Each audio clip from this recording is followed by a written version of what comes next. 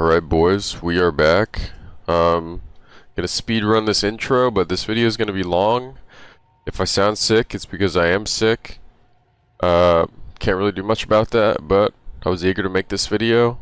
This is also probably gonna be one of those videos where I'm gonna regret making it at the time that I make it, and it'd probably benefit me greater if I was to make it earlier in a league start, but if you end up catching this, we'll refer people to this in the future anyways, but if you end up catching this, now's a good time to test because you probably have currency to mess around with. But this is going to be the how I make a original build video, or not sure what I'm going to title it yet, but pretty much going to teach you how to make a character that hasn't been made before. If you're curious as to whether or not you're ready to make your own character, you could see if you could improve an existing one. That's pretty easy start. I don't think you need a lot of knowledge or time, so long as you're willing to read. Obviously it's easier to make a character if you're working from a knowledge base, so if you play a character like Warrior, and you're trying to make a Warrior build, and you're familiar with all the notables over on the Warrior side of the tree, then it's a lot easier to make a Warrior build. But if it's uncharted territory for you, you might have to read a little bit. And yeah, for some of you, this is probably going to be the most important video you'll ever watch. And for others, you play what everybody else plays, and there's nothing inherently wrong with that. But I will say this game has trended in such a way that the most popular build has never been the best build in the game. So yeah, I'm going to exercise later in great detail why it's important to go against the grain, and why it's important to pay attention to what everybody else is doing and deliberately go the other way. But yeah, because if you've ever been good at anything, you know that the crowd is usually wrong, and that's why they're the crowd and they're not the best people doing X, Y, or Z. But we're going to start with something very simple, and the very first thing you think about when you're making a new character is, what skill do I want to use for hours? And when I say what skill do I want to use for hours, I'm specifically referring to your clear skill. So that is, what skill do you want to kill the majority of your monsters with? What skill are you going to spend the majority of your gameplay loop using? That's step one, okay? Find out what you think is fun, what you think is cool. That's how every build ever has been conceived. For somebody else, this might be in a different slot. Somebody else might try to solve for single target first, but for me, and the way I approach the game, I think about what clear skill do I want to use for hundreds of hours, right? I don't worry about what support gems synergize with it. We'll worry about that later. For example, this build, I thought galvanic shards looked cool. I'll take the Nova projectiles out. I thought this skill was cool as is, and eventually I figure out how to shoot this in a circle and it becomes infinitely better. But yeah, that's step number one. So you can take an existing skill, a popular one, let's say like Spark, and you can take an entirely new approach to using Spark, and it might be better than what everybody else is doing. You just have to try. So after I find out what skill I want to use next, and just immediately ask myself, okay, what are its strengths? What are its weaknesses? And can I solve for whatever the flaws are? Or is it like a necessary quirk? So, for example, galvanic shards has a magazine and a reload. I happen to have a crossbow that loads 2 additional bolts, but if I didn't, I would have to shoot and reload this every time. And this inherent delay is something that is difficult to avoid. In my tree, I tried to problem solve for that with efficient loading, 30% chance to reload a crossbow to be immediate. So this would take away my delay. And bolts fired by crossbow attacks have a 30% chance to not expend ammunition if you've reloaded recently. So in the event that this goes off, or any reload goes off, this one could also chain. So you can try to problem solve for quirks like that with your tree. Alternatively, support gems. There's a support gem that makes you reload quicker. I don't happen to use it, but it does exist. And I didn't like that reload delay because it was impacting my ability to clear as efficiently as I wanted to, so I opt for loading 2 additional bolts as a suffix. So what am I doing? I'm sacrificing 1 suffix to problem solve for what I would argue is the worst thing about the skill that I have the desire to use for hundreds of hours. Alternatively, sometimes you gotta think outside the box. Instead of using my suffix for the reload, you could use something like Argent's Metal. If you look at the price of Argent's Metal, that might change your mind. 35% chance to load a bolt into all crossbow skills on dealing a killing blow with supported skill. So this would circumvent the quirk. Essentially, a little bit greater than a 1 in 3 to load a bolt into all of my skills if I deal a killing blow with my skill. Pretty good considering most monster packs have north of 5 monsters in them. The later you are in the game, obviously the harder this is going to scale. This is essentially unlimited ammo, but you got to think about what you're sacrificing, right? First of all, 100 div. We don't care how much this costs. That's actually the least important thing about this support gem. We care that we're losing another slot. So that means we don't get to use Innervate, or we don't get to use Stoicism 2, or God forbid, we don't get to use Minion Pact, and we're just losing a ton of damage. And what is that going to open up for us? In this example, it would open up a suffix for us. So we would load less bolts by virtue of using Argent's Metal, and we might save a couple points in tree. I'm not willing to do that. I would rather have Innervate or Stoicism 2, whatever you're going to take out your worst support gem. I would rather have my support gem and lose a suffix than have to use Argent's Metal, personally. You can think differently and approach it differently, but really important to think about that. So the cost of the Argent's Metal might actually mean that the crossbow that you're looking for is more affordable, or it's easier to come by. There might be a market trend towards using that item, so keep things like that in mind. Like, for example, this crossbow is incredibly hard to craft by virtue of the mods that I want on it. So most people have said Argent's Metal is good, so we're going to make these crossbows, and loads 2 additional bolts is going to be an obsolete mod. You have to be able to determine that with your knowledge and understanding of the build and the characters, and super straightforward. So in a weird circular roundabout way, when you're thinking of what skill you're going to use, and you're like, I like galvanic shards, I like spark, I like whatever, you also have to think about how your weapon is going to look. Pause, and you're going to ask yourself, how available is this to me, right? Obviously, you can just have a worse weapon than this, and you don't have to worry about anything, and you just, like, improve it as you go, but, yeah. So, crafting availability is kind of tied into step 1. I don't actually think about these in this, like, linear order that I'm going to go over them, but, yeah, really important. Outside of that, remember that whatever's on your weapon ties into what you're going to end up taking in your tree. So we're going to get into that in a second. But step 1, what skill do I want to use for hours? What are the flaws and what are the strengths? Okay, next. Arguably, the most important thing. You can think about this first if you like. But the next question you should be asking yourself is, how do I never die? Yeah, it's that simple. I don't care if you play softcore, I don't care if you play hardcore. The worst thing in this game is dying. It feels like shit, it makes you not want to play. And we're going to go over later. I'm going to drop some truth nukes, and I'm going to talk about like what actually makes a character good.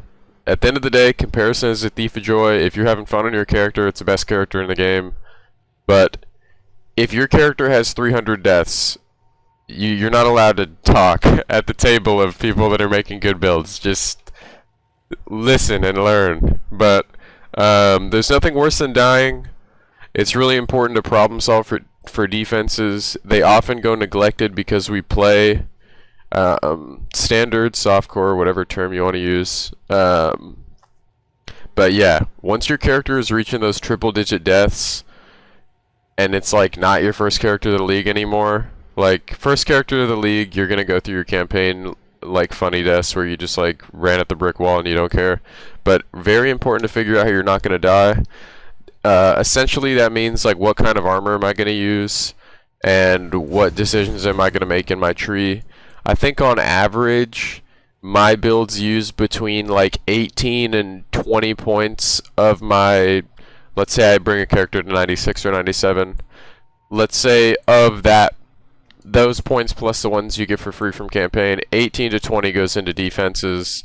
If you're using weapon swaps, just make sure that there isn't too big of a difference in your defenses if you were to weapon swap.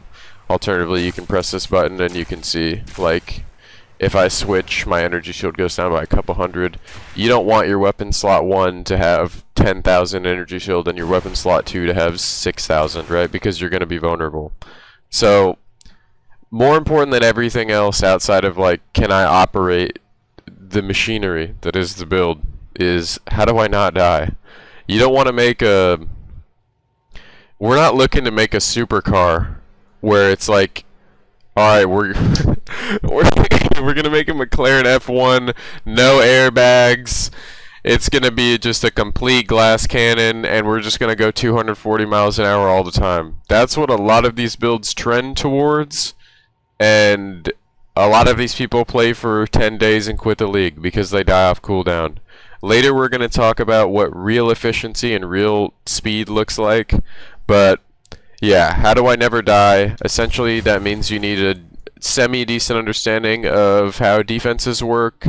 For example, if you want to take deflect, right, you're going to have to go out of your way to spend points on not only deflect, but also evasion, okay? And that means you're also going to need to sacrifice suffixes on your gear for deflect rating. So, it isn't this, like, perfect defensive layer, right? Like, you are losing something. The guy that's running energy shield is just taking gear and nodes. He does not need to take suffixes, okay? Keep that in mind. The same goes for armor. If you're playing a build that doesn't have resistances, there's a build this league that's doing that. It's using the Veil of the Night Helmet. They're trying to get armor as LE suffixes. I don't even know if that build is doing that anymore. Originally they were, but the point is, sometimes you don't have to sacrifice gear slots or gear suffixes, and you can just take things from your tree and you can keep it simple and easy. Additionally, there are things that tie into this that are a little bit more nuanced. Like, sometimes people go out of their way to problem solve for something because it's cool, and it's actually incredibly inefficient. We're going to talk about the Viper Cap later, so stay tuned for that. Sometimes in an attempt to min-max, you actually make your character worse. We call these things a noob trap, and it doesn't matter who decides to use it. It doesn't matter if your favorite streamer puts you on. It doesn't matter who presents the idea to you. Sometimes the idea is just bad. It doesn't matter if you view it through the optics that people did this league of, okay, well look how good this is because these are all the pros. Everything has a downside. If you're taking a Viper Cap, that means you are not taking an energy shield helmet, and that means you're losing a major defensive layer. Keep that in mind. We'll go over it later in better detail. If you're using that, this isn't a shots fired moment, it's just a open your eyes to whatever you call that moment. Alright, so how do I never die? That's pretty much just what gear am I going to use, what kind of gear am I going to use. We don't care about the price. We're going to talk about why we don't care about the price later, because if you think that way, no build will ever get made. So it's really important that you don't care about the price. It's just like, okay, I like CI because I don't have to spend suffixes on chaos resistance. Chaos is probably the only thing that's going to kill me if I've got an energy shield, so if I can get a bunch of energy shield and I just take chaos inoculation, then I can not have to get chaos res anywhere on any of my gear, and that means I can get regular resistances, or I can get rarity, and I can get the things that are more important to me. I don't think any of you want to get chaos res, so if you're going to go energy shield, you should figure out how to go CI. Pretty simple, straightforward. Patient barrier is not too far from that. Something like melding is really easy to anoint, and this is just 100% increased max energy shield from 2 nodes, so that's pretty much all you need on that front. You can go out of your way to get something like mindful awareness for a couple points if you wanted some attack speed from something like flow like water. I'm just throwing out random notables that might mean nothing to you. This is just how you need to think, right? And then maybe you have an issue because you've got one life that you're getting stunned all the time. What do you know? There's a node like abasement, and that means that I don't have to use a stun charm. It's like, if you reverse engineer it, it's all simple. If you think about it one step at a time, it's all simple. If you try to look at the masterpiece that is a complete build all at once, if you're trying to look at the bigger picture and deduce something from it, you will fail, because there is so much information. When I pull up my gear and I pull up my tree and I pull up my support gems, if you try to look at the Mona Lisa and derive something from it outside of, wow, this is pretty, you will get nothing from it. When you look at the Mona Lisa, you gotta like lean in a little bit, and you start looking at like the direction that the paintbrush stroked it. You look at the skin of the painting. You look at the fucking frame. You look at everything. You don't just look at the whole thing and go, well, this is bad because X, Y, or Z. You have to look at the specifics. You look at the background and why he chose to paint it that way. And yeah, one layer at a time. Don't try to look at this whole masterpiece and try to derive like, this is good, I don't like this, this looks too complex. It really is not that difficult. One step at a time, super easy. Alright, next, how do I scale damage? If you're familiar with this side of the tree, you know that crit is good. You pretty much can't go wrong with crit. If you have a familiarity with nodes like Inspiring Ally and how easy it is to weave these into the build, if you've ever used them before, you can take your knowledge of your existing builds and you can see what you can tie into them. Crit is so good that people will try to use it to a fault. For example, the gloves I have on right now, in appearance these are Mallies, in reality they are not. Like, crit is so good that you have like Stormweavers going for crit, even though the crit nodes on this side of the tree are not as good as the crit nodes on this side of the tree. People will try to force it because they don't know how else to scale the damage. There are really important damage scalers in the game. Everybody seems to be using lightning skills. The game has trended towards that just because shock is so good. If you can scale things like shock magnitude, things like crit, depends on what kind of skill you're using, but if you're using something like a dot, usually dots are tied to a larger first hit, so if you can increase your max hit, you can increase the amount of dot you deal. If you're using poison, the amount of stacks you apply. All these things are important. You know your skills better than I do. If you have a desire to use it, you'll figure out what it takes to scale. But there are good nodes like Maiming Strike, for example. It doesn't matter what nodes I'm using as my examples, by the way. Just try to look at the larger picture always, right? So there's a good node, Maiming Strike. For 3 points, it's pretty solid. But there are actually better nodes for 3 points. And this would be inefficient to take because I've used a program that told me so. And you don't have to download POB to make your own build, but it's certainly helpful if you don't want to blow a bunch of currency. This is what we use to theorycraft. Before I ever make a build, I make a tree first. That's step 1. This already has my entire character imported. You can do that over here. This isn't going to be a how to use POB video. That's its own video for sure, but I don't even put my skills into POB.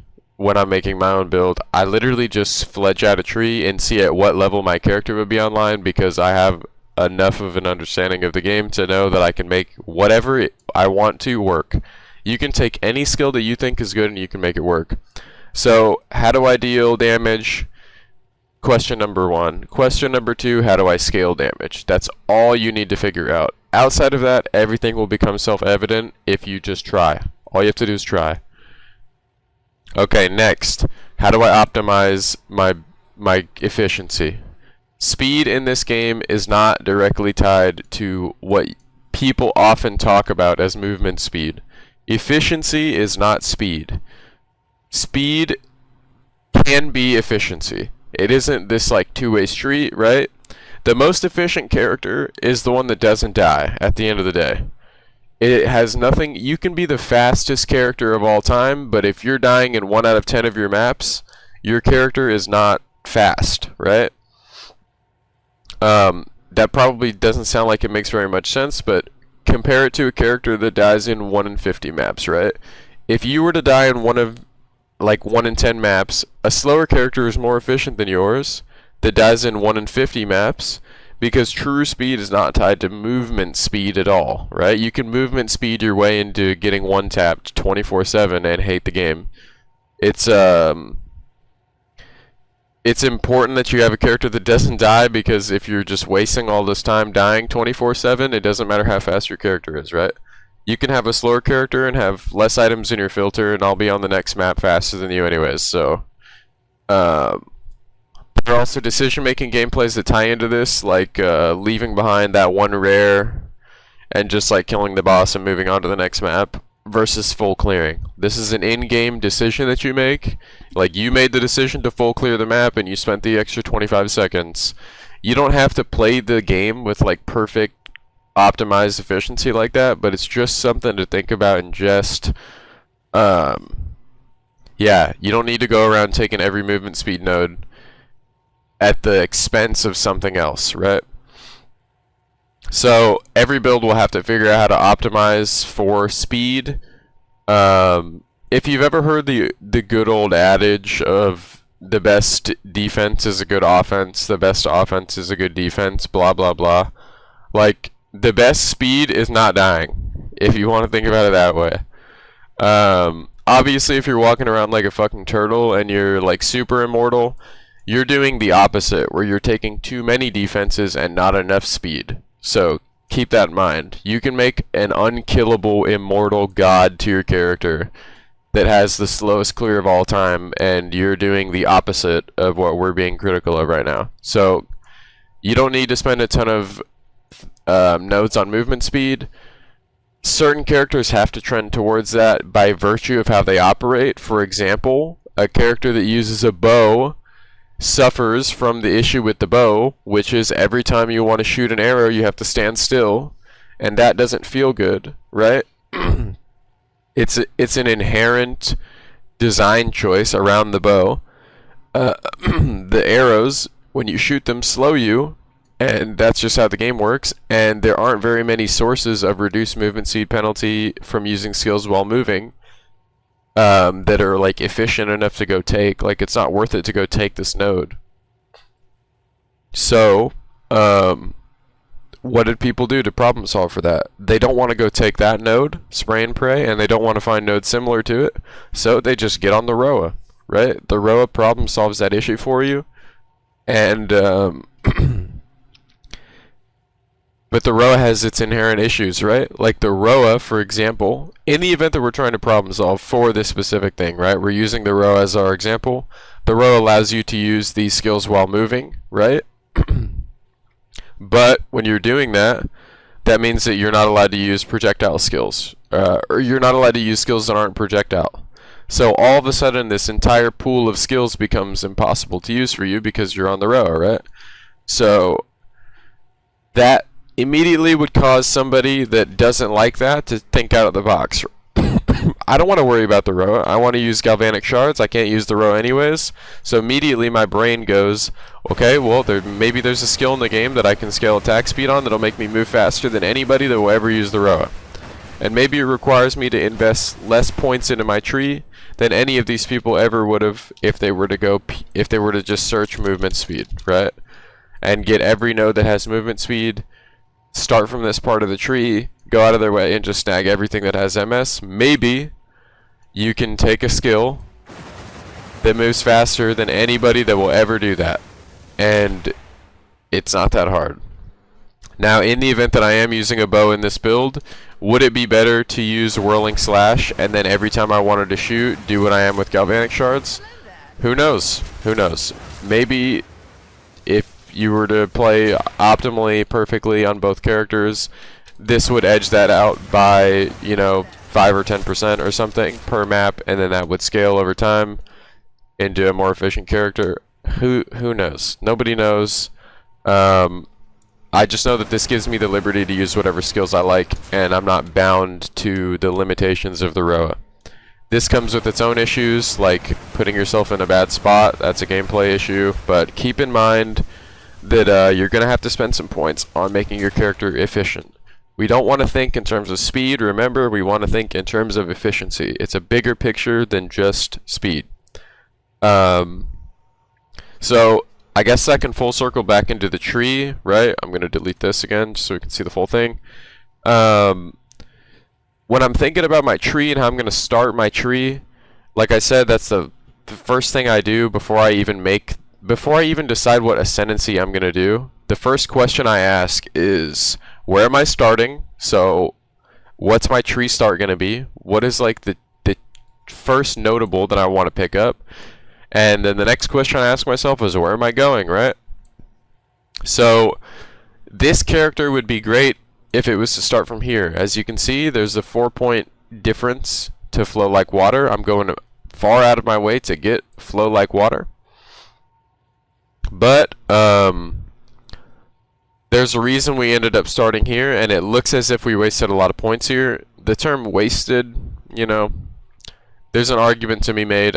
I would argue for the ascendancy that we chose and the problems that it solves. Later on, we're going to talk about this.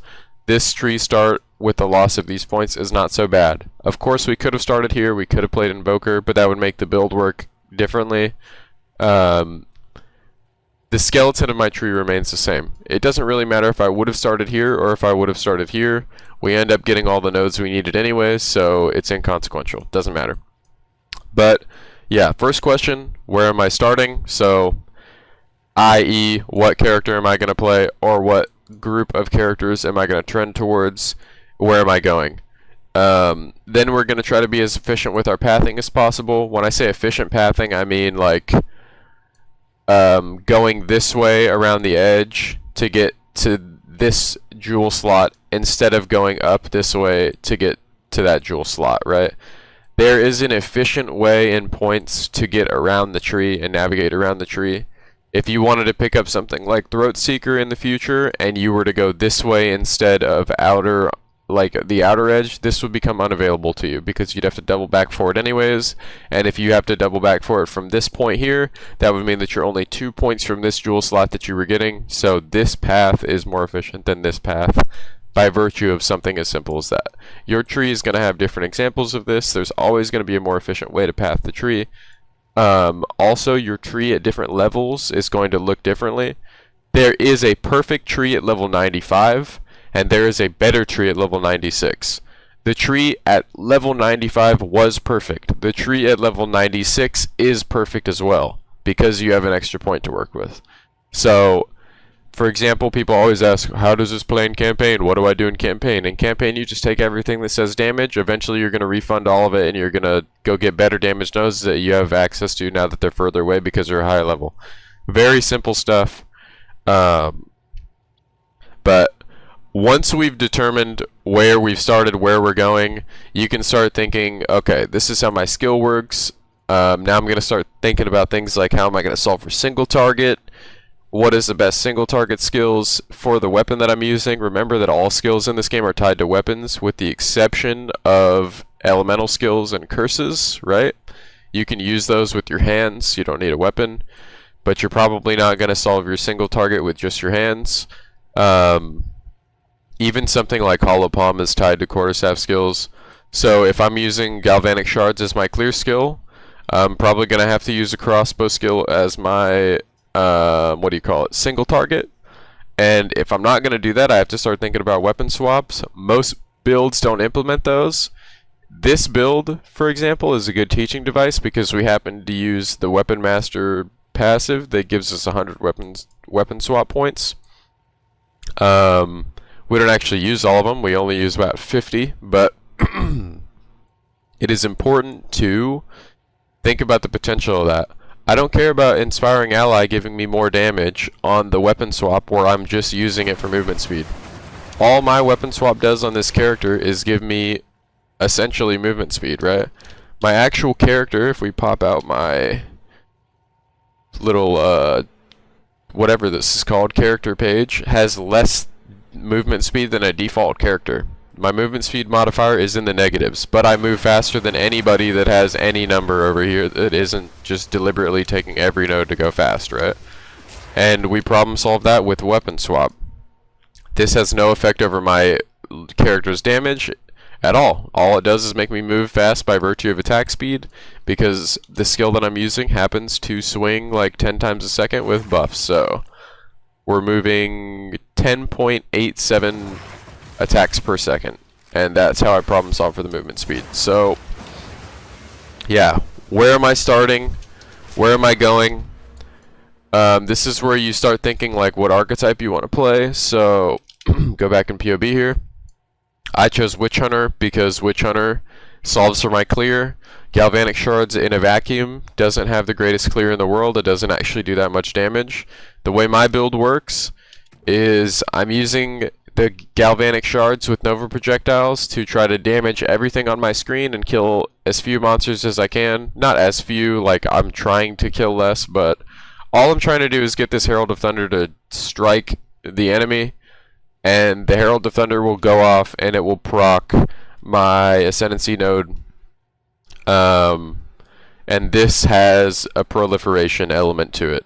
So it's a 10% chance for enemies I killed to explode, dealing 100% of their max life as Fizz, and this is doubled with undead and demons. So that's 20% chance this happens to shit on Abyss monsters, and it happens to shit on Breach monsters, which is nice. I don't even know if they're demons. It might not even work on Breach monsters, but there are so many monsters that this is going off all the time. And then it's proccing the Herald of Thunder, and then the Herald of Thunder is proccing the Zealous Inquisition, and you click one time into 100 monsters and they all die. And that means I didn't really have to take a ton of damage on Galvanic Shards. It does deal a good bit of damage. This isn't reflected in tooltip because this isn't working, but besides the point. Also, tooltip, ignore this. This, as far as you're concerned, does not exist. If you think through these optics, you'll never make a good character. Ignore the tooltip. I'm not going to get into why that's important, but yeah. Witch Hunter means that I don't need to go get a bunch of spirit. I don't need to go get a Chaining Herald of like Herald of Ice, Herald of Thunder. I can save the spirit. I can use the spirit on things that I know are good, like a companion. Almost every build could benefit from a companion. You just have to make sure that the reservation isn't so bad that you can't afford it. And yeah, we can get some of the best clear in the game with 100 spirit. And it's not that hard. But that all comes first full circle into, if this is the character I decided I want to play, then I happen to have to start here, and it could be worse, right? We could be starting from somewhere worse, but we happen to be able to get all the nodes that we want. In the event that I didn't go Witch Hunter, and let's say I started Invoker, these 4 points would get used here. I would lose out on these. The tree would probably end right here if I had to guess. And the difference would be something like 3 or 4 points, right? I'm going to go down here and pick these up anyways, because of how the build's going to end up working. I'm going to take these anyways, and I'm not going to come up here and not take these, right? Actually, maybe we stop the tree at the jewel here, and we take something like the Maiming Strike we talked about earlier. All in all, it doesn't really matter where you start. If you're on a similar side of the tree, you're going to end up taking the same stuff. The difference is going to be like 3 to 4 points. So all you got to do is think about what type of weapon you want to use, what skill you want to use, how you're going to scale it. I'm going to take a bunch of crit. I'm going to scale my shock magnitude. I'm going to use curses to debuff. Whatever, right? And then you're going to say, okay, which of the ascendancies that I have access to are going to help me problem solve for that? Lightning Arrow is a really good example of a skill that we can use. A lot of people like Deadeye. Deadeye is inherently strong, right? If we look at what Deadeye does, there are just nodes that just by existing are good. Tailwind is really good. Gives you a bunch of attack speed, gives you a bunch of movement speed. An additional arrow is always nice. Can't really go wrong with that. This is just strong in a vacuum by itself, right? But so is something like Ritualist, right? You get an extra ring. You get a 1.25x multiplier to all 3 of your rings in your AMI, and you get unlimited charms. And this gets better the better your gear is. And the downsides are a joke, right? Like, who gives a fuck about minus 20 Res when your character is like hilariously overpowered? Or something like Invoker. Like, let's assume that all of these characters are using the same skill. Sunder My Enemies is really overpowered. It problem solves for one of the most difficult things in the game. You don't have to go get penetration anywhere. You don't have to use Rockiata's Flow. So on a budget, this is just disgusting, right? It also solves for spirit. This means you don't have to go get spirit on your chest. This means you don't have to go get spirit on your amulet because you take lead me through grace. That means that your character out of the box, hey, rip it out the plastic, feeling brand new, right? Like, this is broken. This character is broken with 4 points. You don't even need to go get anything else. You just take these 4, you're good to go, and you're online instantly. And these are things to think about, right? Like, if you're making a league starter and you're not going Invoker, what are you doing? Right? The character's online at 5 div. Or you can go Deadeye, and what they don't tell you about Deadeye and how Deadeye works is that it's good after you've got currency, right? So if you're not good at making currency, maybe your Deadeye is struggling to do the content that you want to do as soon as you want to do it. Things to think about, right? This isn't a shit on Deadeye fest, but a lot of people trended towards Deadeye this league, just like a lot of people trended towards Amazon last league, and it is not the best ascendancy. In a vacuum it is, but when you look at the bigger picture, like we said, when you look at the whole tree and you look at all the supports and you look at the weapons and the availability of the weapons and how easy or hard they are to craft, Deadeye starts looking not so good, right? But in a vacuum, it's S tier. In a vacuum by itself, just how it works, S tier, right? In the larger picture of, you know, this game has an economy, you're competing with other people for similar items, like once all of these things become an element, and everybody else is playing the same thing that wants the same gear, they're trying to get the same hybrid stuff with the same deflect rating and the same, all of a sudden you start thinking about, okay, I gotta go against the grain or I'm gonna get eaten alive, right? And you don't have to think like a victim, right? You just have to use your brain, right? Like, my character is going to be better than yours on Invoker with the same amount of money because you have to spend all of your currency on gear because everyone else is buying the same gear as you, right? Very important things to think about.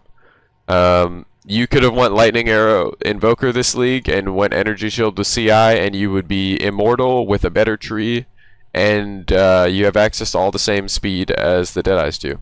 And you could have problem solved for single target damage way easier than them, and you would have had a cheaper amulet and a cheaper chest piece because you're using energy shield gear and they weren't, right? And they went and got the Viper cap and spent all those points over here, and you didn't have to do that. Things to think about, and we're not comparing these things because it's quirky and it's funny and you want to be right about something. You just flirt with the idea that the thing that everybody is doing might not be the best thing. And, yeah. Just like Deadeye isn't the best ascendancy this league, Amazon was not the best ascendancy last league. It was just the most popular. There's a major difference. The way the meta, in quotes, imagine I'm throwing up air quotes for meta, is defined in this game is not like the word meta is defined in any other game. The meta in this game is often associated with the most popular thing. The meta in another game is the best thing, right? It's what the pros use, however you want to shake that up and think about that. In a different video game, the pros establish the meta. The meta is followed because it is the best thing until a different pro or a better player or somebody finds a better strategy to push a site on Dust 2, right? That's the meta. The meta is defined by what the best thing is. In this game, that is not how people talk about meta. The meta is the thing that is used by the most people. That does not mean that it's the best. Last league, Ritualist was better than Amazon. Doesn't matter who you are, what your argument is. I could convince any Amazon that Ritualist was better than Amazon. People now might realize that Amazon is good, but it's been this good, right? And you just have to be able to ask yourself these questions. And somebody out there will say that Tactician is the best character in the game, and they might have a damn good argument. You might need to find that guy's video that's got 40 views on YouTube, but maybe he's cooking, right? Somebody out there made a disgusting Pathfinder build this league, and it only had 1,000 views on YouTube. And eventually it hits an algorithm, and everybody is just enlightened, right? And all of a sudden it becomes the new standard. You never know, right? Like, Witch Hunter happens to be broken. That's just how it works. I don't know. If you use it, you know that. If you tried to use it before, you knew it was bad, and it's since been changed, and just because it doesn't get love does not mean it isn't good. Important things to think about. Alright, now we're going to get into some more nuanced stuff. Gonna look at our skills. Let's just say you've already established what skills you want to use. You've problem solved your single target. You've problem solved your clear. You've got like this for me right now. Shock burst rounds is like the backup if my plasma blast isn't one shot. Both of these are single target skills. I could do without either of them and just use the other, but plasma blast has a quirk to it that you need to channel it. So you take shock burst rounds and you just Glock switch down whatever boss doesn't end up getting crit in one shot. Frozen Mandible I'm taking because it's insane utility. This gives me a haste aura. It's really broken. Also ties into the damage I'm taking. All of this has an inherent synergy to it. Whirling slash is how I'm moving around. I can't lose that. Emergency reload happens to give me 30% more damage every like 45 seconds or whatever it is. That's pretty solid. I can reduce that time by a little bit. Sniper's Mark I never end up using anyways. I could probably do without this. Wind Dancer is just utility because I happen to have the skill to use it. My brain is immediately like, okay, now that I've got my build all laid out and I've got all the points I want, I've got all the nodes I want, I've gotten all the jewels that save me points in the tree, like this Metamorphosis saves me 7 points. These over here give me 3 notables that are really good. I'm using Walker of the Wilds to problem solve that with From Nothings. I've got a Megalo that's giving me a node that I would have to go out of my way and spend a bunch of points to get. Now that all this is out of the way, really simple stuff, right? You just look at your slots, you ask yourself, how do I improve this? And you just do it one slot at a time. Once all that's out of the way, you start thinking about nerd shit. Like, okay, do I want an unset ring to get an extra skill so that I can keep Wind Dancer? I've got an extra button I could use here for a skill. Do I want to get an unset ring to make that available, or do I want to drop Sniper's Mark? Or do I want to just take the extra 20% quality from a breach ring? Or do I want the extra 15% rarity from a gold ring? Like, you got to be able to ask yourself these questions. There are important decision-making things you can do for the sake of creating your build, like, do I want to just get a Calandra's Touch? Or do I want to problem solve my resistances with 2 different rings, right? I'm lazy, and I just said, okay, I'm just going to get a ton of res on one ring, and then I'm just going to mirror it, because why not? And these are like 13 div right now, and that saves me from having to go out of my way and get an extra ring, or get 2 rings that have like 40-40 with 15 all Ellie, right? The reason that I went for this is because my helmet has a dead stat. I don't want to spend the currency to get a 641 energy shield helmet that has 240 reses and rarity. That's going to be like hundreds and hundreds and hundreds of div. I can price check that for you now. I'll put this to like 70 and I'll click rarity. Okay, they're actually not that bad right now. This one's 55 div, but it doesn't have as much energy shield as mine. This one is 150 for a very similar energy shield, and those might not be the 2 reses that I need, right? So keep in mind, the game is full of quirky items like this. We're going to talk about uniques a little bit later, but you don't want to think of uniques as like, okay, this is going to be the centerpiece of my build. If you try to create a build from a unique and build from there, you're going to run into 50,000 problems. Trust me, the uniques are just convenience items. That's how I view them. Can it problem solve something for me cheaper than something else? Without... Some uniques are... Let's just establish... I was about to say some uniques are bad. You want to look at the uniques in this game at the current state of the game. All uniques are bad, okay? Even the best uniques that are like very desirable are good in the event that you drop them. If you have to go out of your way to buy them, there's almost always a better alternative for cheaper, because the uniques suffer from the demand issue. Where there's a great demand and at a league start there are very few, so there's a low supply. So people just price them for whatever arbitrary number they can think of. Astra Menace is really good if you get it early, right? Astra Menace is not really good if you have infinite currency and you're making whatever build you want. And that's an example of one of the best uniques, which is hilarious. Now go try to apply that logic to some unique that has like a 2% pick rate that is just legit horrendous, right? Most of the uniques in this game are literally terrible. This is not PoE 1. There are very few builds that are centric around a singular item like that. Uniques, no good in general, but that doesn't mean that you should never use them. Alright, next, Once we've established what skills we're going to use, optimizing your support gems is as simple as just reading them. Don't sleep on support gems that mess up your damage. Remember, the tooltip is irrelevant. If I was not to use Nova projectiles, my character would be terrible. Okay? Don't ignore the support gems that don't influence your tooltip. Take a drink real quick. Yeah, and you always want to view this with, like, I guess I'll talk about something else first and I'll segue into this. Okay, in my position, there's a conflict of interest for me to go out of my way and see what everybody else is doing in a literal sense. Like, the last thing I would do is go here and type in PoE2 Ninja and go here and then go click see all builds. Let me X this out. The last thing I'm going to do is type in galvanic shards here and see what everyone else is doing.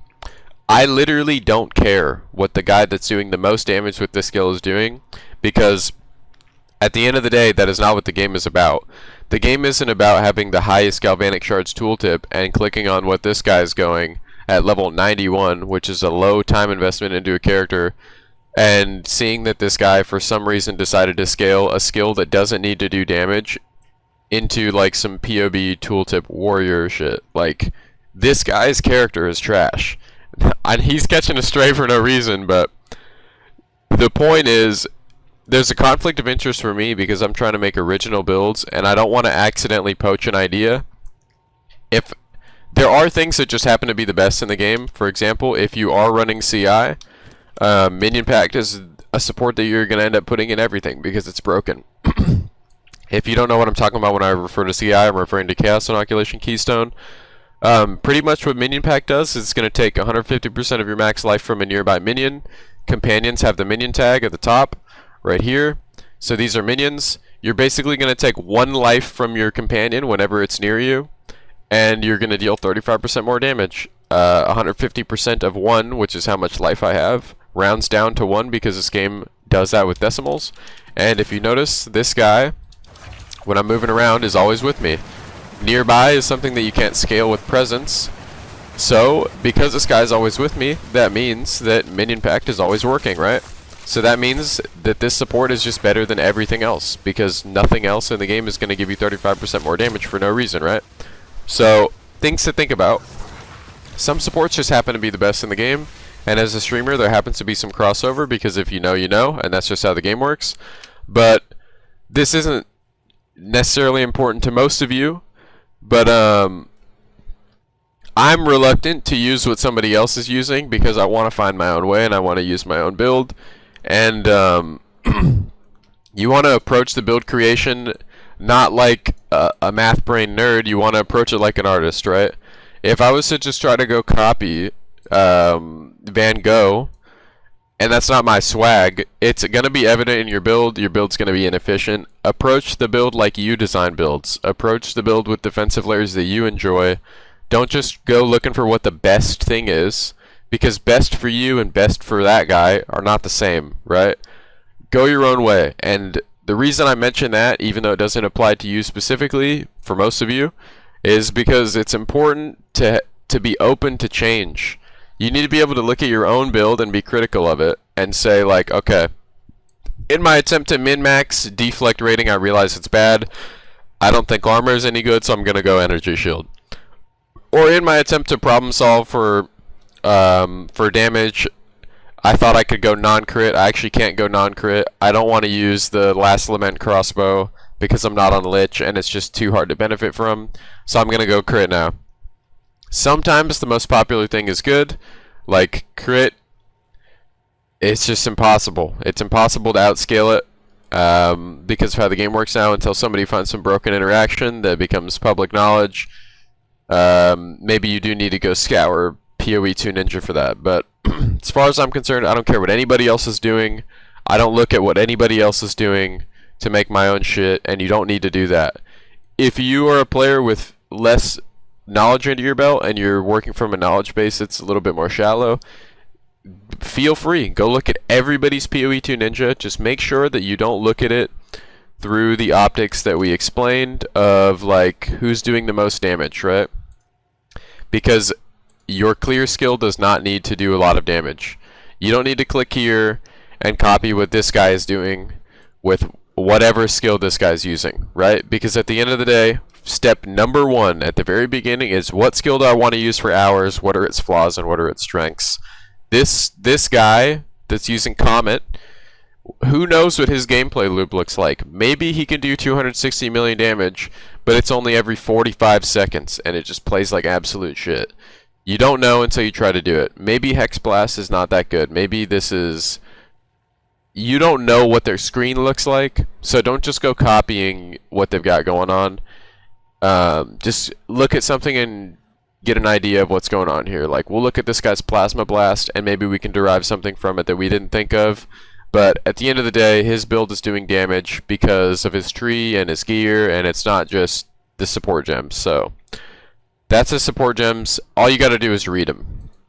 And remember that you only have 5 to work with.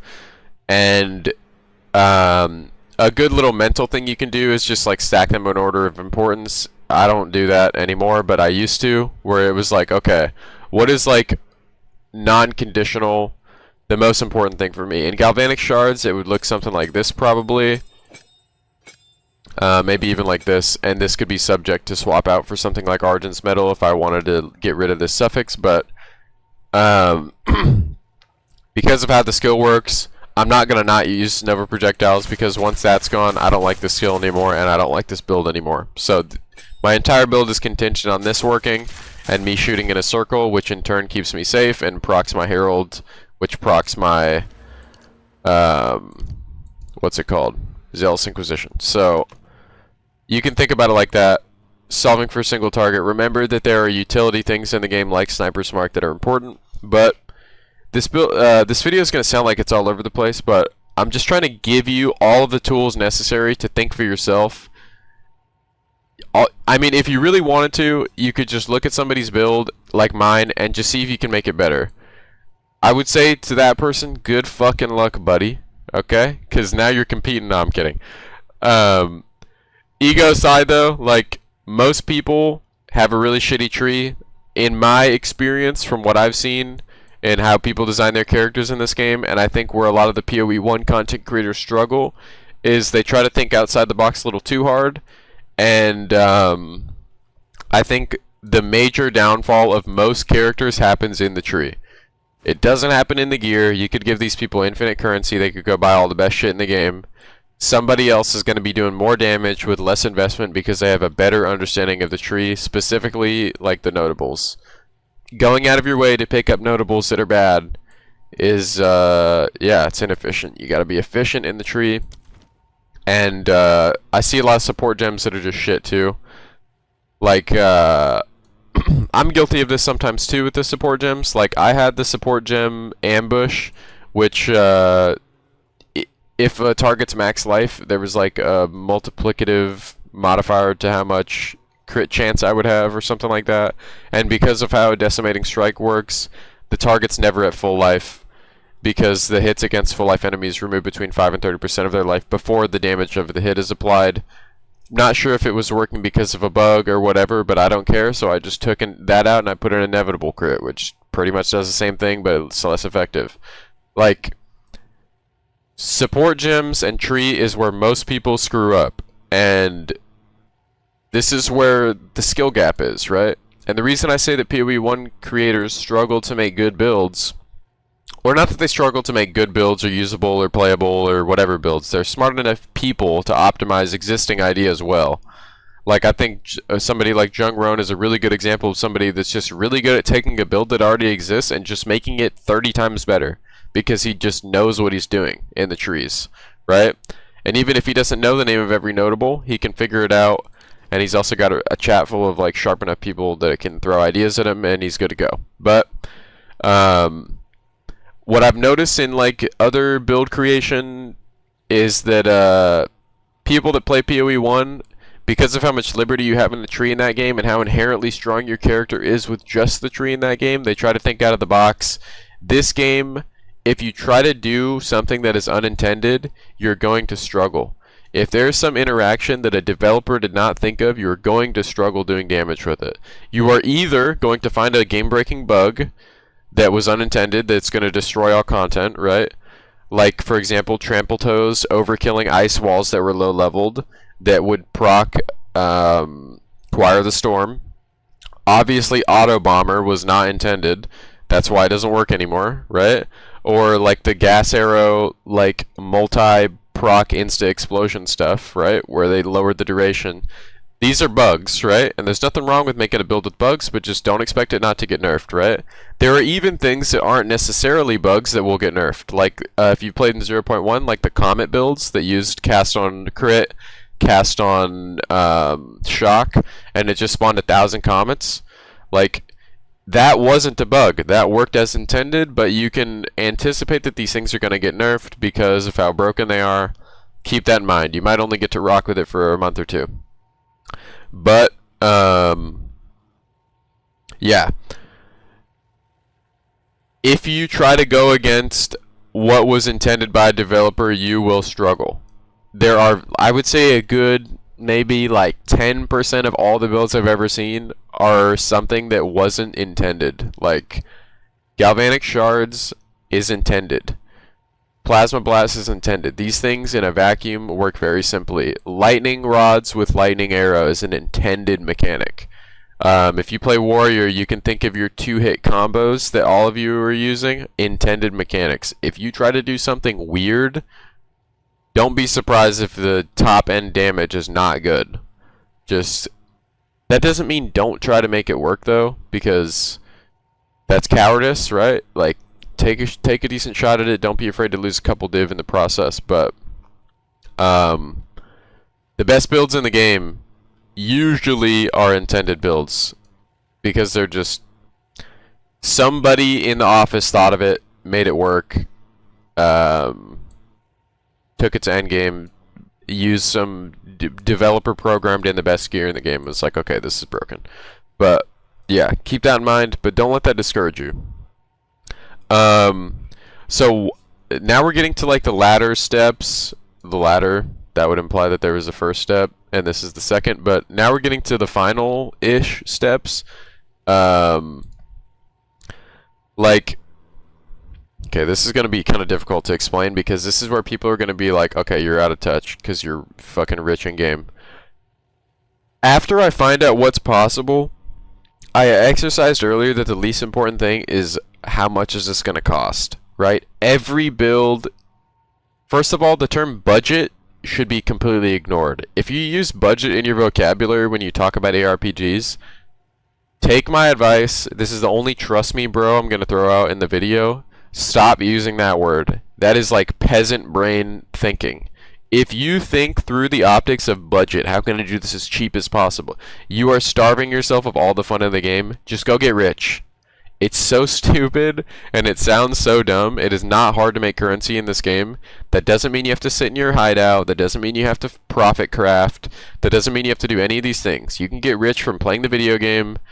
You can get rich from your favorite content in the game. You don't even need to be as efficient as somebody else that's doing like the new best farm or whatever.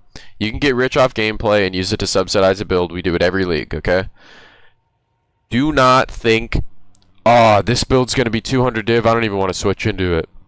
Don't be the guy that's going into the Twitch chat like, yo, what's the cheapest I could get this online for? This looks sick. Your attempt at getting my 250 div minimum build online for 80 div because you think you're the market warlord that's just going to snipe all the good items. Whatever you think is cool about my build is not going to be true of your build by virtue of how much currency it's going to cost, right? If my weapon is only online at 60 div and you're working with 100 div, that means that you only have 40 div to spend on all of your other things, including your jewels. So that's all of your weapons, all of your, you know, perfect jeweler's orbs for your skills, all of your, depends on where you're at in the league, but these things are important and they're costly, right? But that doesn't mean you should not make a character because it's expensive, or you should not chase an idea because it's expensive. Because the word expensive, just like the word budget, is relative. Expensive to me and expensive to you mean two different things. You just need to be in that bracket of player where 10 div is nothing to you, right? because you just sold a Megalo for 36. Like, it is not hard to make currency in this game. We've got a guide on how to do it from gameplay, okay? If you want to check it out, it's a currency Bible video. It's on my channel. I've equipped so many people with the ability to run up a bag in this game. Do not be intimidated by a character costing 400 div to get online. That is nothing to you. And at League Start, the argument's a little bit different. It doesn't hold water as well, because not because of your inability to make currency at League Start, but because of the availability of the items that you might need. This character would be very hard to get online for a League Start because the crossbow is incredibly difficult to make. It's not easy to craft, and it's not easy to drop and slam, right? Whoever bought this item, or whoever created this item that I bought it from, spent 400 div on this, by the way. It probably dropped with 5 mods.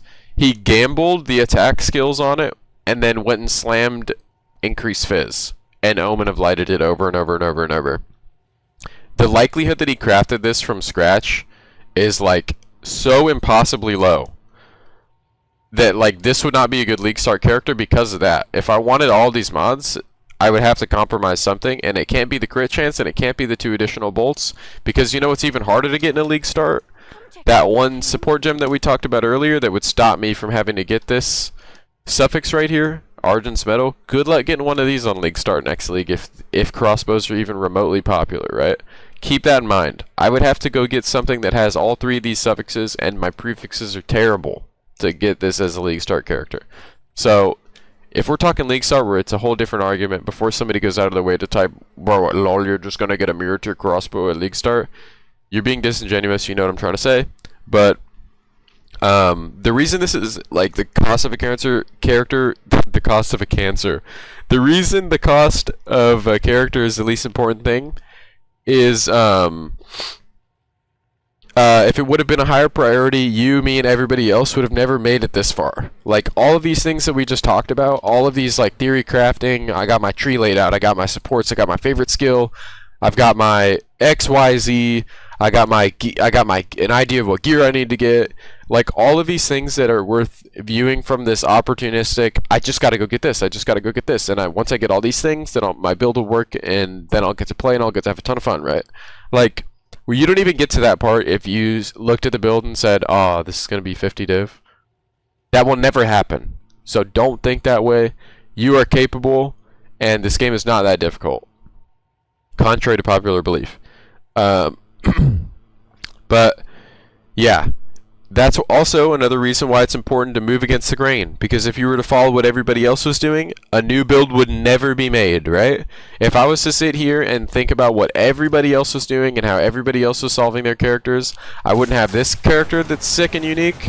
I wouldn't have my Widowhail Spark character from 0.1 that was sick and unique, that we took a skill that was existing like Spark, and I said, I don't like this. I don't like Wand and Focus. I don't like the projectile speed. So I'm just going to stack the projectile speed, and I'm going to use a bow and quiver to play Spark. I wouldn't have my Twister build that I made in 0.2 that people are now familiar with, that's gotten a little bit of popularity this league. We did that for first build League Start last league. I wouldn't have this character. I wouldn't have the one I just showed you. I wouldn't have my bow Voker that I made in SSF that then enabled me to make it in trade.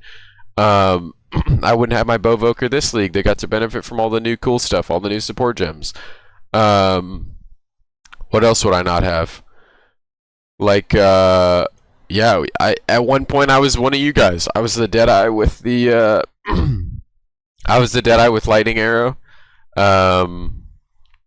Yeah, none of these characters that are original would have gotten made if I would have looked at what everybody else is doing and just copied it. At some point in the game, you should take a build that's existing, like I did. I played Spark in 0.1, and then I optimized it. I didn't like how everyone else was playing it. I was kind of following suit because the original build I was playing, Amber Fusillade, the Wild Shard support that I was using got bugged. I started this game with an original build. They bugged my support gem. It pissed me off. So what did I do? I rolled into what appeared to be the best thing in the game, and I made it even better. So it's important to yeah, look at what everybody else is doing and say, fuck that. None of these people know what they're talking about. I'm gonna make something better, because all it takes is one guy. And then don't expect to get your flowers when you make the coolest thing in the game. Like, we still have people that pull up in our chat and imply that I didn't create X build, Y build, whatever. You just gotta remember that people are gonna see it from somewhere else, and that's not important, because at the end of the day, I had fun, and I don't give a fuck what anybody else thinks about who invented what build. Like, that's not relevant. It's just, I got to have fun in the meantime. All it takes is you to make a build that nobody has ever made before, that could be like ARPG genre defining. Somebody might remember this Galvanic Shards build for 10 years, right? Somebody might remember how much fun they had on the Twister build that I made for 7 years, and they never stop thinking about it, and every character they make is just like paling in comparison to that. But yeah, just to summarize the video and just go over some really important stuff, I guess we could talk about noob bait really quick. I said I would talk about the Viper Cap. We'll talk about the issue with the Viper Cap, right? And we'll compare it to the Deepest Tower from last league. So, Deepest Tower last league, basically, the item was a helmet, which is your second best defensive layer next to your chest piece. Or you could argue the amulet is also in there too, but that's kind of an offshoot. Basically, what the Deepest Tower would do is it turned everything that was in your presence into low life, and then it benefited from these really good support gems. Lucky damage is really good. Basically, it takes whatever damage you would have dealt, rolls it a second time, takes the higher of the two, and that becomes your damage. If you're not familiar with how damage works in this game, there are roll ranges for all of your damage. So it would roll whatever this is. This has an average damage of X, insert whatever number. Or we'll use lightning because it's got a large roll range. Basically, it rolls this damage calculation twice and it takes the higher of the two. That becomes your damage. So really strong. And then it was using the 60% increased damage with some sun buildup. And then it's just got like 30% damage nodes leading up to it. These in a vacuum were very strong, but because your character started here, you had to go out of your way to take these. So there was an expenditure, right? Let's just say this here is 15 points. That's 15 points minus a helmet. So it isn't 15 points of the best damage you're going to get at no cost, right? That's what the Viper Cap is doing. Let's say that if you're not playing my character and you're on a Deadeye, Viper Cap from here is, let's say, 20 points, right? Well, I don't even know if it's 20 or 25. Maybe we're lowballing it. Let's say going all the way over here for Viper Cap, and maybe this node is like 20, 25 points. While I drink this water, hold on. People view it through the, okay, 20 points and I'm getting this, and I'm getting this, and I'm getting this, and all these things are good, and I like all these things, right? And these conditions are instantly met because the helmet problem solves it for me. The major thing that nobody's talking about when they're looking at items like that is, what am I losing, right? You spent 20 points for like what appears to be some of the most efficient problem solving in the game, but in reality, you lost your helmet. So you spent 20 points and you lost your helmet, and you might pick up a jewel for it over there, which is cool, but at the end of the day, your helmet's gone. And that means that your defenses are taking a massive hit. And you're taking an offensive layer in what is a defensive slot, and you really only have 3 defensive slots in reality. For most people, you're taking movement speed on your boots, so these become a joke. We happen to not take movement speed because we don't use it, so we have a really sick pair of defensive boots. But all of a sudden, your options are limited, right? Like, if you really wanted some defenses and you wanted your character to never die, because like we said, if your build has 200 deaths, you need to go back to the drawing board because your build's not good, right? Shots fired. But when you take something like a crazy energy shield helmet, you can snag a node like Subterfuge Mask and you can get a ton of evasion as well. And you just have options, right? Like, there isn't a world where I'm going to remove my chest for damage. I just wouldn't do it. There's like, the unique, by virtue of the term unique, is cool because it takes a slot and it does something, or it takes an archetype and it does something that is unique to the archetype. The Viper Cap is a cool item, but that doesn't mean it is a good item. You're problem solving for something like, if you've ever heard the phrase, you're doing too much, There are items that are a perfect example of you're doing too fucking much. The best part about the Viper Cap is that you don't need mana. So that enables a build, right? The best part about the Viper Cap is not its the power you get per point, right? Like you can go problem solve for a ton of damage without the Viper Cap. And so long as you don't have a mana issue on your character, you don't need to take it. We're just using this one item as an example of like it's not as good as people say it is, because everybody looks at it through the optics of, well, I'm only spending X amount of points, and they're never looking at it through the optics of what am I losing. Keep that in mind. Something like Calandra's Touch is taking up a ring slot for me, but what is it actually doing? It's just copying my existing ring that might cost me 130 div. So instead of having to buy 2 rings worth 130 div, I can just buy this for 13 and just make sure that it has some synergistic, like, duplicating of the suffixes that's good for me. Whatever. In some circular way, it's all about saving currency. If your character is in the top 1 percentile of damage or speed, and you're continuing to optimize that speed at the fault of something that you're in the top 40 percentile of, which is poor, right? You're wasting your time. You became 0.001% faster with that Viper Cap, and you became 40% less tanky. So just think about what sacrifice you're making, and think not about what you gain but what you lose, right? And this ties into everything, right? It's important that you look at your character through the lenses of what am I losing if I do that? Because we know it's easy to just solve for defenses with these 3 layers right here. These 3, good to go. Don't have to worry about shit else.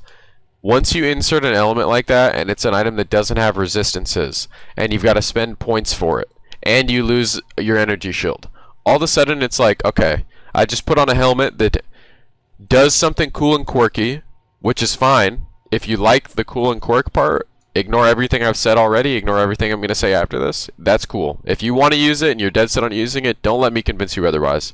But if you're trying to optimize it, think about what the best thing is, make the best build you can, which I would argue is the most fun, because I'm not going to die.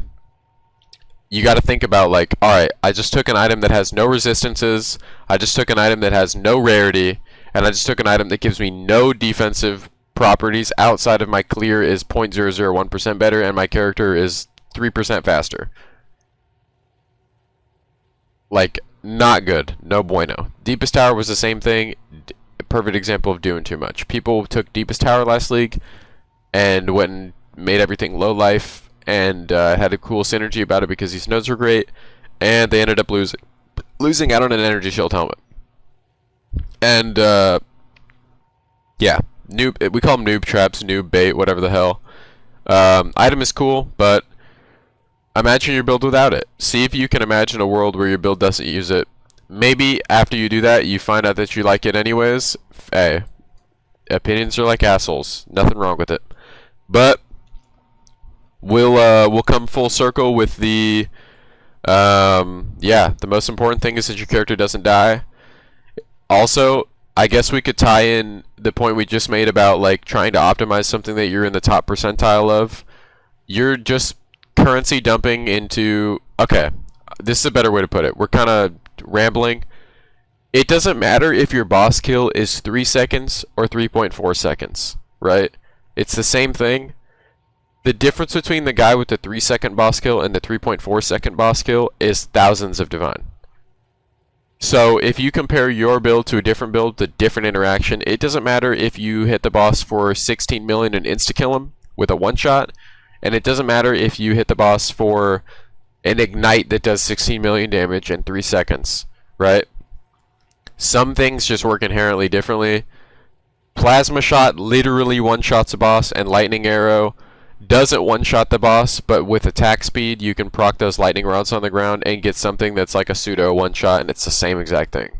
So you can continually dump currency into an idea to try to like min-max it, and that's totally cool, but there's always going to be some way, some efficient route, and you just got to find the needle in the haystack. It's not as difficult as you think. yeah, draw inspiration from other builds if you need to, but yeah, it's important to not die. It's important to make a character that doesn't die. I don't want to make this video the longest thing in the entire world, but it's already kind of at that stage. So I guess I might as well. We're listening to some Kirk Franklin in the background. Stop playing with me. But yeah, I guess because the video is already long, I might as well super yap. If you're not familiar on how to put items in here, you can copy an item from your game like this, and Control V, paste it in here, add to build. You can also change like what runes are in it. Alternatively, you can go to the trade website. I can look up just a pair of gloves, whatever. I'm just gonna search a random one. You can take an item like this too. You can copy it from this top line to this bottom line, Control C. You can paste it in like this as well, and you can compare this one to the ones I got, and you can see your difference in damage. Alternatively, if you're not familiar with this, make sure to be fair with your config. I don't actually look at what my average damage is. I don't care, because again, you don't really need to. This game isn't as complex as PoE 1, where it's like, alright, this is the threshold I need to reach in this amount of time before this phase on Maven, right? It's not that complex. All I look at is like, okay, am I doing more or less damage? Same thing goes with the in-game tooltip. All I look at is, am I doing more or less damage? I make sure that the thing I'm trying to look at isn't some like non-conditional, doesn't affect my tooltip thing. Defenses are really easy because this number doesn't lie. Something like evasion.